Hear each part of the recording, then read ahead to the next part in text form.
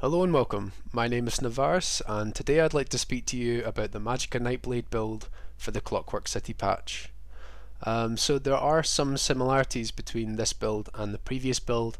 Both of them are using Mechanical Acuity, but there are also some differences which I'll go over later in the gear setup side of things.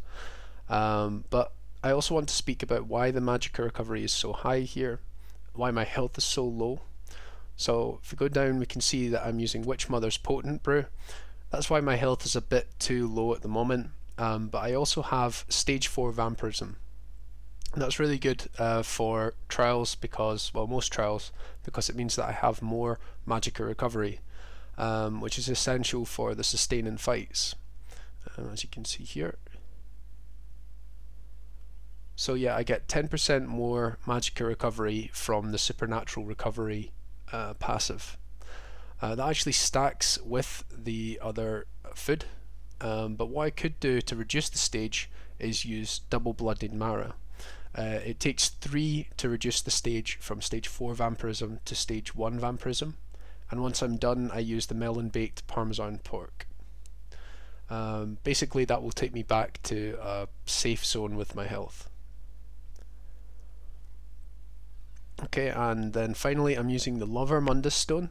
This is just for solo situations, but I could also use the Lover Mundus stone for dungeons, that kind of thing. It would still be beneficial. For most trials though, you would be using the spell damage Mundus stone, unless your tank isn't using Alkosh or you don't have the correct resistance debuffs in the grip. In that case then Lover might be viable. But I'll be going over several things. I'll be going over the gear setup, skill points, champion points, and finally the rotation. I'll also be going over a DPS parse and the basics.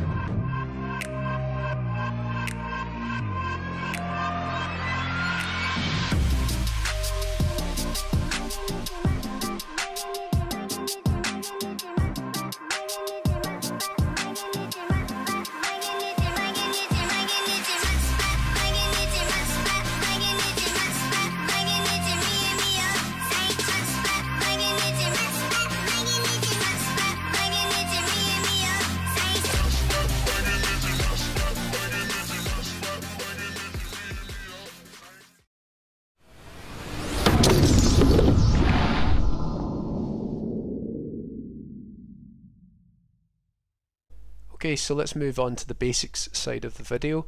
There's a couple things to mention here. So first of all, the maximum health is a bit low. It's at 15k, We're wanting that to be around 16k to 17k just to be safe in trials.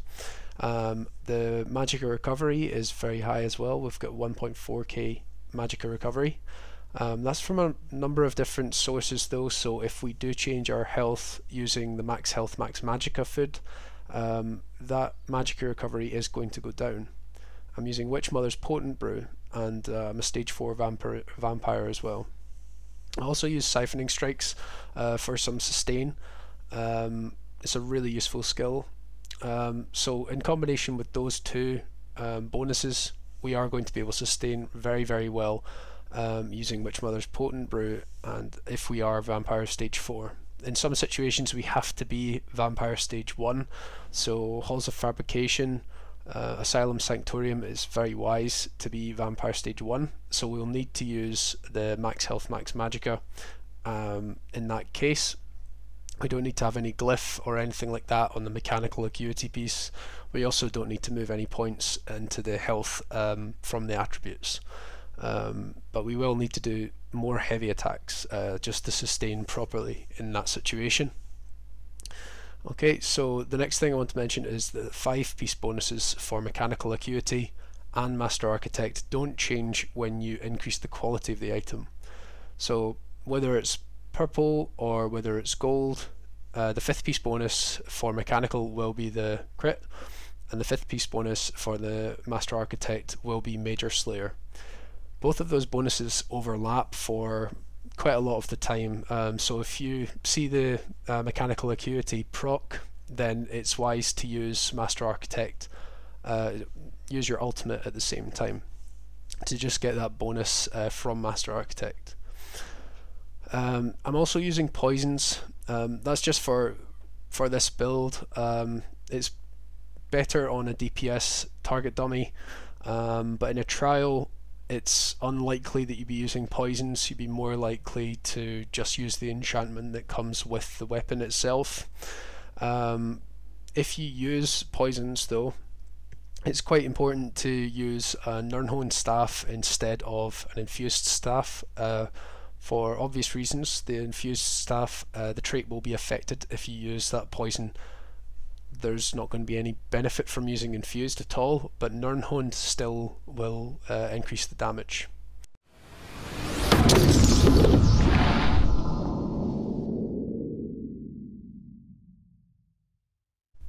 So in the front bar I'm running the Asylum's Perfected Inferno staff with an infused trait and a shock damage enchantment. On the back bar I'm running the Maelstrom's Lightning Staff with a Nirnhone trait and a poison. You could also run Precise, just don't run Infused because it won't affect this damage health poison.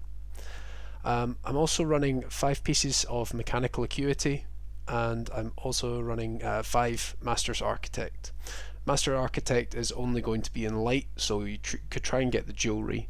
Doesn't matter about the quality at all. As you can see, I'm using purple, but you want 511, so as much as possible you want to have the Mechanical Acuity taking up the body pieces, and you can use one heavy, one medium much more easily that way.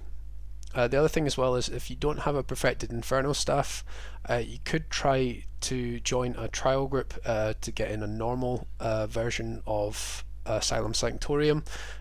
If you can, try and get in the weekly leaderboards if it is possible to get the Perfected staff. The Inferno staff is ideal, but also a normal staff would be okay.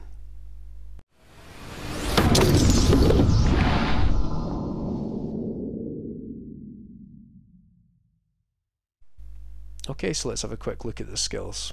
So on the front bar I'm running Crippling Grasp. This skill is a very high damage, single target damage dot. It's also a siphoning ability, which means that we'll get a bonus from the Magicka Flood passive, the 8% extra max Magicka. But we do want that on both bars, so we also have siphoning attacks on the back bar. These two can be swapped around, but of this much I'm sure you do get extra damage using the Inferno staff, 8% more on the Crippling Grasp since it is a single target damage attack. But I have been watching other YouTubers, and from what I can tell, they seem to be saying that if you have Crippling Grasp on the back bar and you swap those two skills round, it does actually retain the trait from your back bar staff, so it would get increased damage with Precise or Nirnhoned. So that is something that I need to test out a bit more.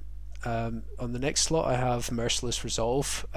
This needs to be refreshed after the second use, but it's a very strong assassination ability, which means we get the hemorrhage bonus having it slotted, which is more damage when we crit. Force Pulses are spammable here. We should really only use this though if we have the Asylum's Perfected Inferno Staff or regular Inferno Staff, Asylum's Staff rather. Okay, so we have Impale here, which is the strongest skill for Execute. It doesn't have any scaling, so from 25% or less it's 300% more damage. We get more max magicka from Inner Light, and our ulti here is a very high single target damage attack, but it also procs our set Master Architect. On back bar we have Twisting Path, we have Blockade of Storms. Both of these need to be down 100% of the time, but the Blockade of Storms scales with Crushing Wall bonus, so that set bonus is going to give us more damage on our light and heavy attacks. I have Elemental Drain here, but you could swap this round for a shield, and in trials you obviously would change that round for shield. Inner Light again, and then Siphoning Attacks. So this is for our sustain. If we use Siphoning Attacks, it means that every light and heavy attack is going to give us back some of our magicka. And then the strongest AoE in the game, which is our Destruction Staff ultimate, we use that at the start of the fight.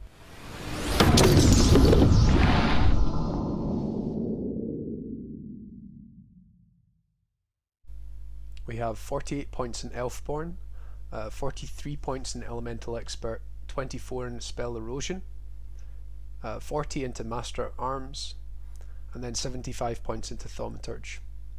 I'll just show you very briefly the CP for the other skill trees, but this does vary from trial to trial, so it might be different depending on your trial group. The CP isn't vastly different from the previous video, so I won't be adding too much detail here, but it will also be shown in the description below.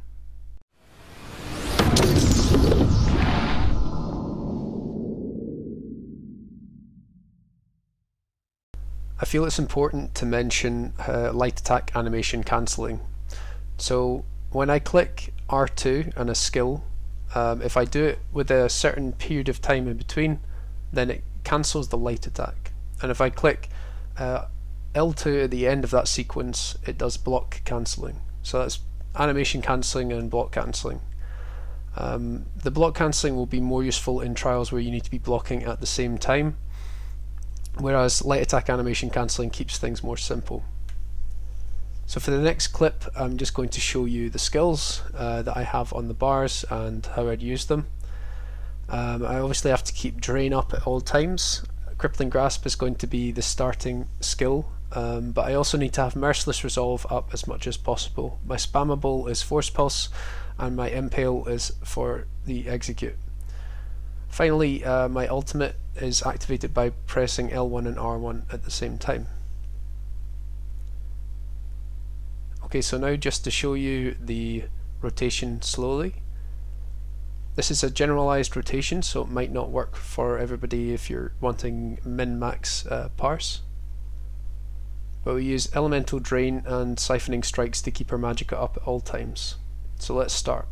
Siphoning Strikes, Merciless Resolve, Elemental Drain. That's before the fight starts. We use Ultimate and take a potion to regain 20 Ultimate. Crippling Grasp and then Bar Swap, Blockade of Storms, Twisting Path, Bar Swap, 1 Force Pulse or Crushing Shock, and then activate the bow. We then do 3 Force Pulses or Crushing Shocks, before then using Crippling Grasp again and bar swapping.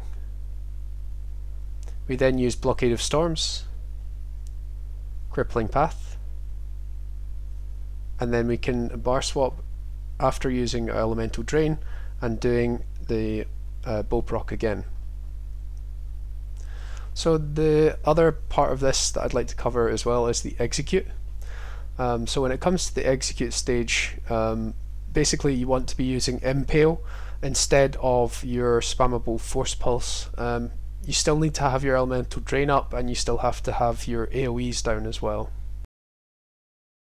So we're at the conclusion of the rotation section. I've included the full rotation for the DPS Parses at the beginning here, so please pause the video if you want to have a good look or note it down somewhere else. I hope you've enjoyed the video, and thank you very much. Leave a like and subscribe if you want to see more.